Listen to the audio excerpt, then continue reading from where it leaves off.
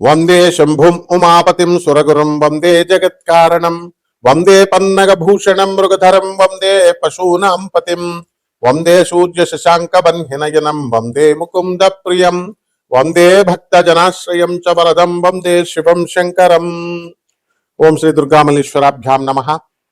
అర్జునం వందే జగదేక వీరం. ఓం శ్రీ రాధాకృష్ణాభ్యాం నమః. మనకి శనీశ్వర స్వామి అనగానే మనం భయపడతాం. చాలామందికి శని అర్ధాష్టమ అష్టమ ఏలినాటి శని సమయాలలో మాత్రమే మిమ్మల్ని ఇబ్బంది పెడతాడేమో, మిగతా సమయాల్లో ఇబ్బంది పెట్టడేమో అనుకుంటారు. కాదు, అసలు అర్ధాష్టమం అష్టమం ఏలినాటి శనిలో ఇబ్బంది పెట్టడాలు కాదు, అవి ట్రైనింగ్ ఇస్తున్నాడు మీకు.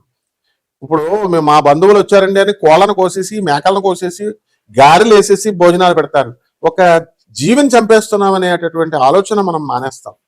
వచ్చినటువంటి చుట్టాలకి మనకు పాపం వస్తుంది, మనం ఈ కోళ్ళని మేకలను కోయడం వల్ల అనేటటువంటి స్పృహ లేకుండా తెగిచ్చేసి బంధువులందరికీ కూడా వాళ్ళని సంతోష పెట్టడం కోసం మీరు కోళ్ళని మేకలు విందు భోజనాలు మంచి మందు కింద పెడతారు. కానీ మీకు ఏలినాటి శని ప్రభావం వలన, అర్ధాష్టమ శని ప్రభావం వలన, లేకపోతే అష్టమ శని ప్రభావం వలన పెరాలసిస్ వచ్చినా, లేకపోతే పోలీస్ స్టేషన్లో పడినా, కోర్టు కేసుల్లో వచ్చినా ఈ బంధువులు రారు అని చెప్పడమే ఈ ఏలినాటి శని సమయాల్లో ఈ శనీశ్వరుడు మీకు నేర్పించే గుణపాఠం.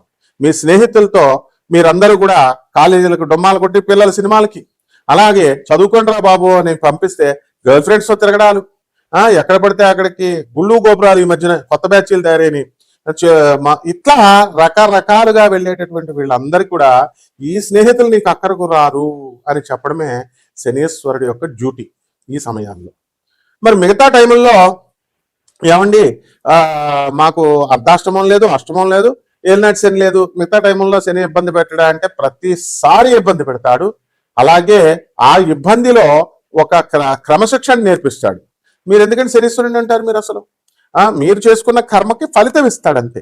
అంటే మీరు పూర్వజన్మల్లో జన్మ పరంపరలో 84 లక్షల జన్మలు ఎత్తొచ్చారు.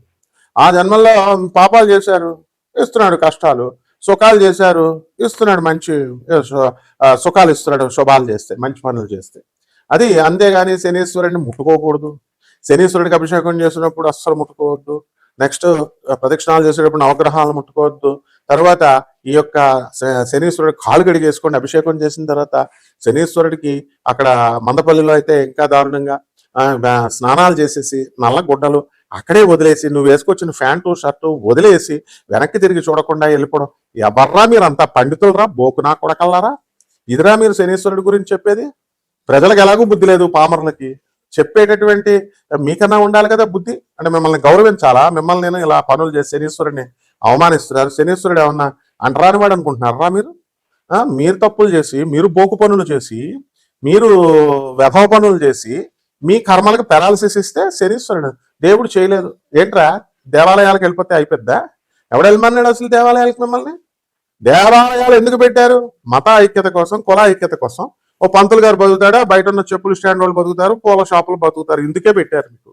అంతేగాని దాన్ని పండితుల డ్యూటీ అది చెప్పాలా? అబ్బో గుడిలోకి వెళ్ళి ప్రదక్షిణాలు చేసేస్తే వైబ్రేషన్స్ వచ్చేస్తాయి, షర్ట్ ఇప్పేసి మళ్ళీ ఎక్స్ట్రాలు షర్ట్ ఇప్పేసి ప్రదక్షిణాలు. దానికి నేను కూడా చెప్పాను. కానీ ఏంటి, ఎలక్ట్రోమాగ్నెటిక్ వేవ్స్ వచ్చేస్తాయి, బాడీ పర్సీవ్ చేసుకుంటుంది, బాడీ తీసుకుంటుంది, నెగిటివ్ పోతుంది, పాజిటివ్ వచ్చేస్తుంది. చెప్తాం, అది డ్యూటీ అది. అలాగే పంతులు డ్యూటీ పంతులు చేస్తాడు. పంతులు బతుకుతాడు, ఈ అమ్ముకునేటటువంటి వాళ్ళు బతుకుతారని పెడతారు దేవాలయాలు. అక్కడికి వెళితే మీ డ్యూటీ మీరు చేయకుండా వాడు ఏంటంటే స్పెషల్ గా ఉండాలా, యునిక్ గా ఉండాలని శనీశ్వరుని ముట్టుకోకు, శనీశ్వరుని అక్కడే బట్టలు వదిలేసాయి. బట్టరా మీరు, మీకు వస్తుంది రా పక్షపాతం ఇలా చెప్తే. So be careful while preaching all this nonsense. ఏంట్రా శాస్త్రాలు ఎక్కడున్నాయి? స్టోపెడ్ ఫాలోస్. సో ఈ విధంగా చేస్తే ఇటువంటి చెప్పిన వీళ్ళకే కాకుండా పాటించినటువంటి వాళ్ళకి కూడా మిమ్మల్ని తప్పకుండా పీడిస్తాడు. రౌరవాది నరకాలకు విసిరేయడం కాదు, అసలు ఎక్కడున్నగానే చూపిస్తాడు. శనీశ్వరుడు శివుడిని లెక్క చేయడు, విష్ణువుని లెక్క చేయడు, బ్రహ్మను లెక్క చేయలేదు, అండ్ ఈ ఎదిరించి పడేశాడు. And it is an autonomous planet. ముందే చెప్పాను నేను, ఇండిపెండెంట్ సంస్థ అది. ఎలాగైతే ఒక ఏఐసిటిఈ, ఒక యూజిసి, ఒక అటానమస్ బాడీస్ ఉన్నాయో, ఇండిపెండెంట్ చార్జెస్ ఉన్నటువంటి బాడీస్ అది. సో ఎప్పటికీ ఆయన ఆన్సరబుల్ కాదు శనీశ్వరుడు. బ్రహ్మకి మిగతా గ్రహాలు నోరు మూసుకొని వెళ్ళి రిపోర్టింగ్ ఇవ్వాలి, బ్రహ్మ విష్ణు మహేశ్వరులకు ఇవ్వాలి. శనీశ్వరుడికి there is no necessity. Even నవగ్రహాల నాయకుడైనటువంటి రవి కూడా వెళ్ళి రిపోర్టింగ్ ఇవ్వాలా. అండ్ శనీశ్వరుడు అంటే reformative planet, and he will reform the society, he will amendment planet. అది బ్రహ్మ విష్ణు మహేశ్వరులు కూడా వాళ్ళు పాత లాస్ రాసి ఇది అని అన్నప్పుడు నీకు దాన్ని అమెండ్ చేస్తాడు ఆయన. బలి చక్రవర్తి ప్రైడ్ దానాలు చేశాడు, ప్రైడ్ అహంకారం వచ్చింది. అది అప్పుడు ఏం చేశాడు, విష్ణుమూర్తిలో దూరి ప్రైడ్ అనేటటువంటి దాని వల్ల గొప్ప నేను దానం చేస్తున్నాను, చాలా మంది దానం చేస్తారు, మంచిది, అంతవరకు బాగుంది. మీ పిల్లలు చెప్పాల్సిన అవసరం ఏంటా, ఇంటికి వెళ్ళి మీ ఫ్రెండ్స్ గొప్ప చెప్పాల్సిన అవసరం ఏంటి అసలు? మీరు ఈ కుడి చేత్తో చేసిన దానం ఎడం చేత్తకి తెలియకూడదు, దానికి గుప్త దానం అంటారు. గుప్త దానం అంటే పేదవాడికి అన్నం పెట్టారు. తిరుపతిలో హుండీలో మాత్రం అది కిరీటం వేసాడు, లేకపోతే కట్టలు వేసాడు అంటాడు. దేవస్థానం ఏం చేస్తుంది, చెప్పుద్ది రా మళ్ళీ ఇంకొకటి వస్తాడని ప్రచారం చేసుకుంటారు. This is not the way. ఏం పేద ప్రజలు కనపట్లేదా నీకు, వికలాంగులు కనపట్లేదా, అనాథలు కనపట్లేదా, తర్వాత సాధు సత్పురుషులు కనపట్లేదా? సాధువులు వాళ్ళకి 10 రూపాయలు అయ్యో కానీ దేవాలయాల్లో వేస్తావు. ఇది దీనికి ప్రవచనకారులు చెప్తా ఉంటారు. ఏంటి, వెళ్ళిపోండి దేవాలయాలకు, వెళ్ళిపోండి కర్మలు పోద్ది. వీళ్ళ కర్మలే పోవు, వీళ్ళ పిల్లలే సగం మంది వదిలిపడేశారు. వీళ్ళ కుటుంబాలనే వికలాంగులు, వాళ్ళు వీళ్ళు మతిస్థిరత్వం లేనటువంటి వాళ్ళు వీళ్ళందరూ ఉన్నారు. అంటే చెప్తే శనీశ్వరుడు మరి ఊరుకుంటాడా, ఇస్తాడు. కాబట్టి ఒళ్ళు దగ్గరెట్టుకొని చెప్పాలి ఎవడు చెప్పినా సరే. సో మీరు నాన్ సెన్స్ అంతా చెప్తూ ప్రజల సొసైటీని మీరు నాశనం చేస్తుంటే అటువంటి వ్యవహారాలందరినీ కూడా రిఫర్మేషన్ చేసుకొస్తూ ఉంటాడు. రిఫర్మేటివ్ ప్లానెట్ అంటారు దీన్ని. కాబట్టి శనీశ్వరుడు ఎవరికి భయపడ్డు. అండ్ కొన్ని సంవత్సరాల పాటు విష్ణువుతో యుద్ధం చేస్తే ఏం చేస్తాడండి విష్ణువు ఆల్టర్నేటివ్ గా, ఆఖరికి ఆయన కాలు దొరకబడతాడు. శివుడు అంశ అండి శనీశ్వరుడు అంటే. రిఫర్మేషన్ ఇచ్చారు ఆయనకి, దండం పట్టుకున్నాడు ఆయన. కాబట్టి తోలు తీసేస్తాడు. ఇంకెప్పుడు అలాంటివి కానీ చెప్పకండి, ఇలాంటి నాన్ సెన్స్ అంతా చెప్పకండి. ఇప్పటికైనా తోటి మీరంతా మా గురువులు, మా చక్కగా మిమ్మల్ని పండితులను గౌరవించాలా. If you tell like this definitely I will condemn all this bloody nonsense. ఇకపోతే ప్రజలు శనీశ్వరుడికి మనము జమ్మి చెట్టు చుట్టూ తిరుగు, రావి చెట్టు చుట్టూ తిరుగు, తైలాభిషేకం కిలోంపా వేసేయి, నల్ల నువ్వులు వేసేస్తే సరిపోద్దా? మా గురువు గారు గరికపాటి నరసింహారావు గారు చెప్పలేదా? ఇలా కాదు, చాగంటి గారు కూడా గుప్తంగా చెప్తారు, డీకోడెడ్ లాంగ్వేజ్ లో చెప్తారు. ఇది కాదు నాయన, మానవ సేవ చేసుకోండి, ప్రజలకి సేవ చేయండి. ఇది మన మానవ సేవే మానవ సేవ. అది మనకి నచ్చదు. 2 లక్షలు ఎట్టి హోమం చేసేస్తామంటే ఇచ్చేస్తారు. అది 10 రూపాయలు ఎవరా వికలాంగులకి, అనాథ పిల్లలకంటే ఎవరు చేతులు రావు. సో అలాగే మహాలక్ష్మి తల్లి యొక్క అనుగ్రహం కావాలండి మనకి. మహాలక్ష్మి తల్లి అనుగ్రహం అంటే మనకు మనం శుభ్రంగా ఉండడం అంటే బయట సెంట్లు వేసేసుకోవడం, స్నానాలు చేసేయడం, కొత్త బట్టలు వేసేయడం, శుభ్రవస్త్రాలు వేసేయడం, పెర్ఫ్యూమ్స్ వేసేయడం, రూమ్ నిండా పెర్ఫ్యూమ్స్ వేసేయడం, గంటకి దులిపేయడం. చాలా మంది చూడండి ఇళ్లలో కడిగేస్తా ఉంటారు, ఎప్పటికప్పుడు సోఫాలు దులిపేస్తా ఉంటారు, గుడ్డ కట్టి ఇలా దులిపేస్తా ఉంటారు. ఓకే, గుడ్ అది. కానీ వాట్ అబౌట్ యువర్ హార్ట్? నీ చుట్టాలు నువ్వు చూసావా? పేదవాళ్ళని నువ్వు చూసావా? అక్యుములేషన్ ఆఫ్ వెల్త్ కాదు, డిస్ప్రపోర్షనేట్ ఆఫ్ అసెట్స్ క్యాష్ లో ఇరుక్కుపోతారు మీరు. లంచాలు తీసుకుంటారు. ఎందుకు, ఏం ప్రయోజనమే? మీరు వల్ల దాస్తారు కట్టలు, ఏం ప్రయోజనం అవి? రాజు అంటే గవర్నమెంట్ అన్నా తీసుకెళ్ళిపోద్ది, ఇన్కమ్ ట్యాక్స్ డిపార్ట్మెంట్ అన్నా తీసుకెళ్ళిపోద్ది, లేదా దొంగలన్నా దొబ్బేస్తారు. కాబట్టి ఎట్టి పరిస్థితుల్లో కూడా ఇదంతా కూడా పేదవారికి ఖర్చు పెట్టాలా. అదే PROUT philosophy, progressive utilization theory Anandamurti garu ఇచ్చారు. ప్రభాత్ రంజన్ సర్కార్ ఆనంద్ మార్గాశ్రమం గురువు గారు ఇచ్చారు. ఆ కాన్సెప్ట్ మీద వర్క్ చేశాడు doctor Ravi Batra, south Methodist university professor, Texas లో, యుఎస్ఏలో. ఆయనకి నోబెల్ ప్రైజ్ వచ్చింది. కావాల్సి నేను చెప్పింది గూగుల్ చేసి చూసుకోండి. 1993 doctor Ravi Batra Nobel prize winner in economics అని కొట్టండి. అది చేయాలా, అప్పుడు లక్ష్మీదేవి వస్తుంది. అంతేగాని లక్ష్మీదేవి ఎప్పుడు వస్తుందని అయినా చాలా మంది చూడండి వ్యాపారాలు చేసేవాళ్ళు కూడా లక్ష్మీదేవి రావట్లేదండి అంటారు. ఆర్థిక ఇబ్బందులు ఉన్నాయి. నువ్వు పెద్ద ఆఫీసర్ జాబ్ చేస్తున్నా సరే ఆర్థిక ఇబ్బందులు ఉన్నాయి. ఇండస్ట్రియలిస్ట్ ఆర్థిక ఇబ్బందులు అంటే అంటాడు. అరే బాబు, మీ అందరికీ ఆర్థిక ఇబ్బందులు ఉంటే పేదవాడు 10,000 రూపాయల జీతంతో బతికేటటువంటి చిన్న చిన్న ఉద్యోగులు లక్షల కోట్ల మంది ఉన్నారు. వాళ్ళకి ఎలా ఉంటాయి? వాళ్ళు అన్నారంటే ఒక అర్థం ఉంది. నీకేంట్రా, నీకెందుకు అసలు ఆర్థిక ఇబ్బందులు? ఇవన్నీ ఎందువలనంటే లావిష్నెస్, లగ్జరీస్, వీటికి అలవాటు పడ్డారు. కంఫర్ట్స్, ఏసీ లేనిదే నిద్రపోరు. ఇంతకుముందు ఏసీ లేనప్పుడు ఏం చేశారు? ఎలా పడుకున్నారు మీరు? ఏసీ లేనిదే కారులో బయటకు వెళ్ళారు, కారు లేనిదే అడుగు పెట్టారు బయటికి. ఇవన్నీ కూడా బాగానే ఉన్నాయి. అక్కడ శనీశ్వరుడు కౌంట్ చేస్తూ ఉంటాడు. కరెక్ట్ గా ఎప్పుడైతే పేదవాళ్లకు నువ్వు చేయలేదో పెరాలసిస్ ఇచ్చేస్తాడు. ఎప్పుడైతే నువ్వు పేదవాళ్ళకి చేయలేదో హార్ట్ అటాక్లు ఇచ్చేస్తాడు. చూడండి కావాల్స్తే మీరు బాగా ధనవంతుల జీవన శైలిని బాగా గమనించండి. పడక్ మన మధ్యలో పోతాడండి 40 రాకుండానే. ఆడెంత పెద్ద క్రీడాకారుడైనా, ఆడెంత పెద్ద సినిమా హీరో అయినా, ఎంత పెద్ద పొలిటీషియన్ అయినా, ఎంత పెద్ద మంత్రి అయినా సరే ఎందుకు ఎగిరిపోతున్నారు? వ్యాపారస్తుడైనా పేదవాళ్ళకి చేయకపోవడం వల్ల పేదవాళ్ళనే మభ్యపెట్టేసి ఓట్లే పిచ్చేసుకొని వాళ్ళని నీచంగా చూడకుండా ఇంటికి రానివ్వకుండా నువ్వు మాత్రం అప్పుడు ఓట్లు కావాల్సి వచ్చినప్పుడు వాడు గుడిసెల్లోకి వెళ్ళిపోయి వాడు చీవుడు రాసేసుకుంటావు. శనీశ్వరుడు ఊరుకుంటాడు అనుకుంటున్నావా? ఊరుకోడు. కాబట్టి మహాలక్ష్మి తల్లి శనీశ్వరుడి యొక్క రికమెండేషన్స్ బట్టే మీకు వస్తుంది. కాబట్టి నువ్వు ఎన్ని లక్ష్మీ పూజలు చేసినా, నువ్వు ఎన్ని లక్ష్మీ హోమాలు చేసినా, ఎన్ని తామర పుష్పాలను సమర్పించినా లక్ష్మీదేవి రాదు. నీ బాడీని నువ్వు శుభ్రం చేసేసుకుని సెంట్లు కొట్టేసినంత మాత్రాన చెత్త ప్రవచనకారులు చెప్పేటటువంటి ఆ ప్రవచనాల వల్ల లక్ష్మీదేవి రాదు. నీ మనసులో ఉన్నటువంటి అసూయ, ఈర్ష్య, ద్వేషము, లస్ట్, యాంగర్, కోపము, క్రోధము, కామము పోవాలి. ఇది కలియుగం, కామయుగం, ఇది కల్తీ యుగం, ఈటింగ్ అండ్ మేటింగ్ పాలసీ, ఇది యానిమల్ లైఫ్. 84 లక్షల జీవరాశుల నుంచి వచ్చినటువంటి పర్ఫెక్ట్ యానిమల్ నే హ్యూమన్ బీయింగ్ అంటారు. ఈటింగ్ అండ్ మేటింగ్ చేయకపోతే ఇంకేం చేస్తారు మరి? కాబట్టి ఇవి చేస్తే లక్ష్మీదేవి రాదమ్మా. కాబట్టి ఇలాంటివన్నీ కూడా ట్రిక్స్ ఉంటాయి, ఎలా చేసుకోవాలి. గురువు ఎందుకుంటాడు? దత్తాత్రేయుడు ఎందుకున్నాడు? లహరి మాస్టర్డు ఎందుకున్నాడు? మహావతార్ బాబాజీ ఎందుకున్నాడు? రజనీకాంత్ పిచ్చోడా? ఎందుకు ప్రతిసారి సూపర్ స్టార్ అయ్యాడు? ఎందుకు ప్రతి సంవత్సరం వెళ్ళి మహావతార్ బాబాజీని కలిసి వస్తాడు? గురువులను ఎందుకు కలుస్తారు? దత్తావతార్ జగద్గురు అయినటువంటి నృసింహ సరస్వతి గానగాపూర్లో వెళ్ళిపోతే మేము వెళ్ళామండి. గానగాపూర్ కర్మలు తీసేస్తారండి. అంత డివోషన్తో, అంత అట్మోస్ట్ డివోషన్తో, అంత అట్మోస్ట్ డెడికేషన్తో, డిటర్మినేషన్తో పేద ప్రజల గురువు అంటే గురువు దగ్గరికి వెళ్ళినప్పుడు నువ్వు కార్లో వెళ్తావా? నువ్వు చెప్పులు వేసుకొని వెళ్తావా? నీ దర్భాలను ప్రకటించడానికి నువ్వు పట్టు చీరలు కట్టుకుని వెళ్తావా? బంగారాలు మెడలో వేసుకొని వెళ్తావా? ఇవి నువ్వు వెళ్ళి గురువు దగ్గర స్కూల్కి పంపించే, స్కూల్కి ఇలాగే వెళ్తే రాణిస్తాం అనుకున్నావా? యూనిఫార్మ్ అనేది ఎందుకు పెట్టాము? సో యూనివర్సిటీస్ లో ఎందుకు నువ్వు టారెంట్ జీన్స్ వస్తే రాణిస్తామా? ఇంటర్నల్ అసెస్మెంట్ మార్క్స్ వేస్తామా? మాస్టర్లకు ఎదురు చెప్తే వేస్తామా? ఇది అంతే. కాబట్టి తప్పకుండా ఏ రకంగా వెళ్తే ఈ ద్వాదశ జ్యోతిర్ రాశుల వారికి అందరికీ కూడా ఈ యొక్క 2026 సంవత్సరంలో శనిగ్రహం యొక్క అనుగ్రహము, మహాలక్ష్మీదేవి యొక్క అనుగ్రహము, అదేవిధంగా జగద్గురు అయినటువంటి దత్తాత్రేయ స్వాముల వారు అంటే మాస్టర్స్, స్పిరిచువల్ మాస్టర్స్, వీళ్ళ యొక్క అనుగ్రహం వస్తుందో తద్వారా మాత్రమే నీకు సంపద, ఆరోగ్యము, ఐశ్వర్యము ఇలాంటివన్నీ కూడా వస్తాయి.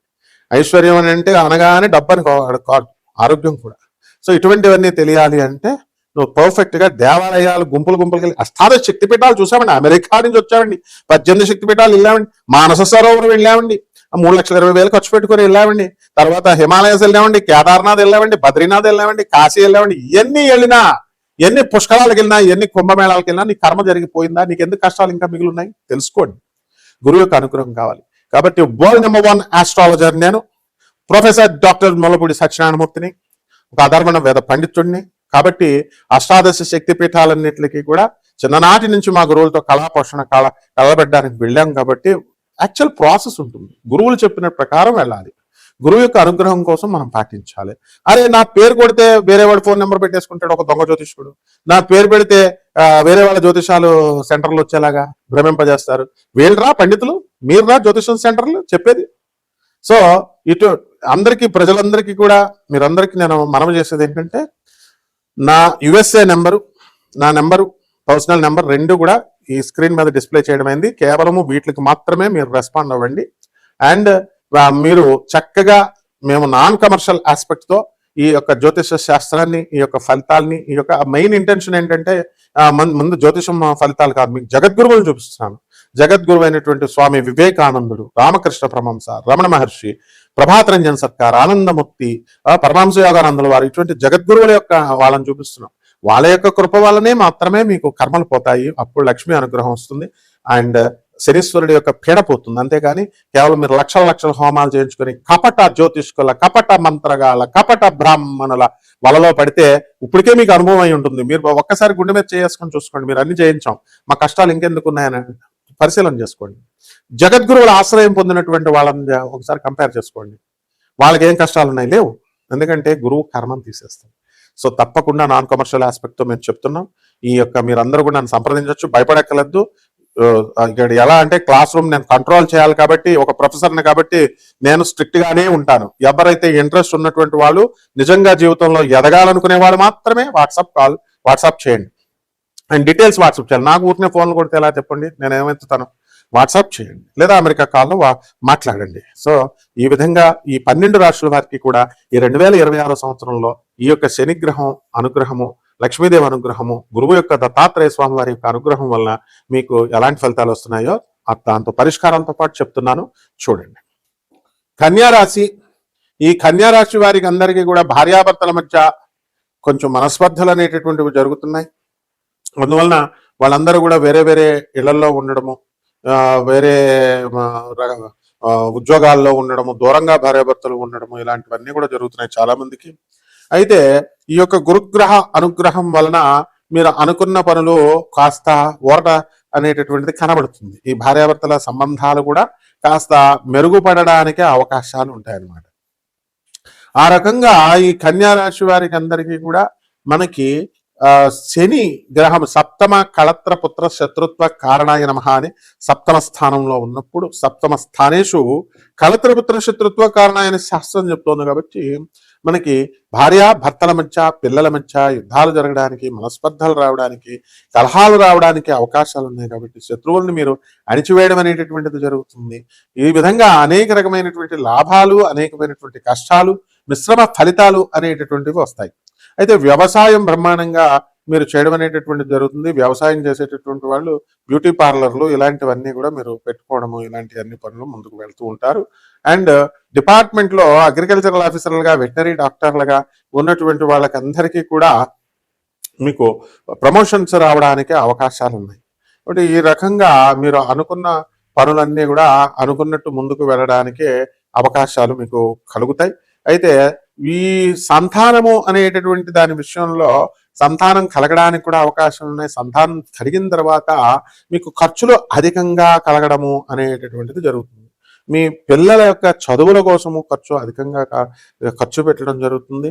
అదేవిధంగా మీ పిల్లలకు చాలా మంది కన్యారాశి వారి పిల్లలకి మనం 23 లక్షల రూపాయలు ఖర్చు పెట్టి ఆపరేషన్లు చేయించినటువంటి వాడు కూడా ఉన్నారనమాట. మాటలు సరిగ్గా రాలేదనో, ఓరల్ సంబంధమైనటువంటి రోగాలు వీటితో. ఈ విధంగా మనము పిల్లల ఆరోగ్య విషయంలో మీరు కాస్త జాగ్రత్త పడాల్సినటువంటి అవసరము ఈ కన్యా రాశి వారికి ఉంది. అదేవిధంగా ఈ కన్యా రాశి వారికి వివాహాలు కానటువంటి పెళ్లి కాని ప్రసాదులు ఉంటారు. అటువంటి వాళ్ళకందరికీ కూడా వివాహం అవ్వడానికి అవకాశాలు ఉన్నాయి. ఇక పరిహారాల దగ్గరికి వచ్చేసరికి ఈ శని జపం చేసుకోండి, శని స్తోత్రాలు చదవండి. శనికి కిలోంపావు నల్ల నువ్వుల్ని, నల్లని వస్త్రాన్ని ఇచ్చి పేద బ్రాహ్మణులకి శనివారం నాడు ఉదయం 8 గంటలకి దానం చేసుకోండి. దశమహావిద్యల్లో ఒకటైనటువంటి తారా అమ్మవారి యొక్క హోమాన్ని మీ ఇళ్లలో జరిపించుకోండి. లేదా తారా అమ్మవారి యొక్క మంత్ర అనుష్ఠానము, మంత్ర జపాలు మీ ఇంట్లో చేయించుకోవడం ద్వారా అద్భుతంగా ఉంటుంది. శుభమస్తు.